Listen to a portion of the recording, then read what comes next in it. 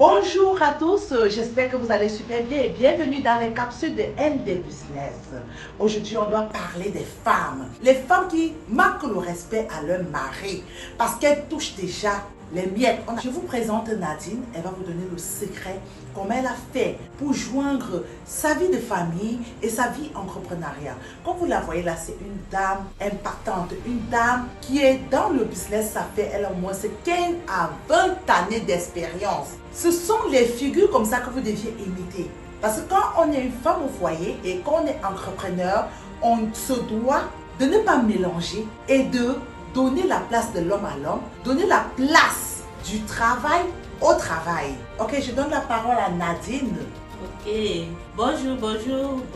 Bonjour Nadine, comment tu vas? Non, ça va très bien. Ok, bon, ce sujet que nous sommes en train de débattre aujourd'hui, c'est un sujet que le plus souvent, ça crée polémique.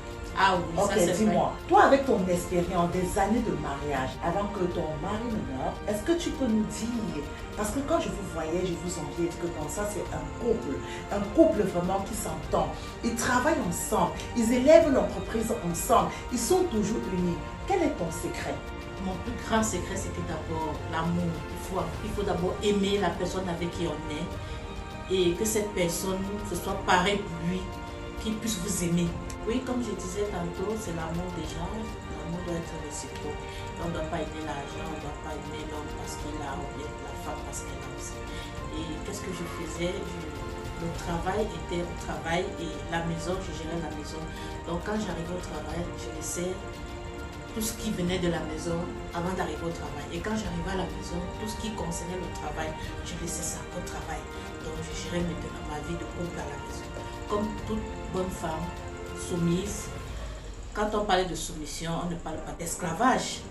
C'était la soumission, on s'est dit l'homme reste l'homme et c'est le chef de maison, c'est le maître. Et le dialogue, beaucoup de dialogue aussi en fait. Il porte la culotte, l'emporteur, c'est lui qui porte la culotte dans le couple. Ah oui, beaucoup de dialogue, c'était aussi beaucoup de dialogue.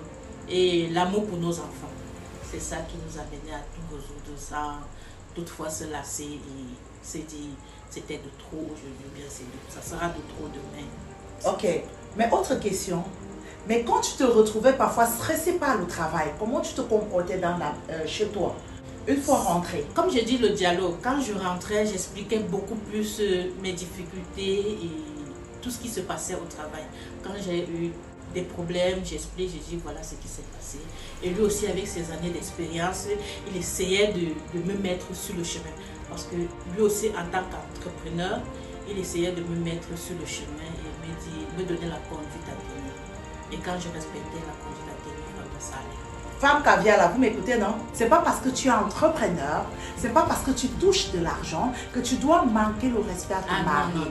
Non, on dit stop à ça. Dans mes caviar, être entrepreneur et être mis au foyer, c'est possible. Abonne-toi, like, partage et écris en commentaire. J'attends vos débats.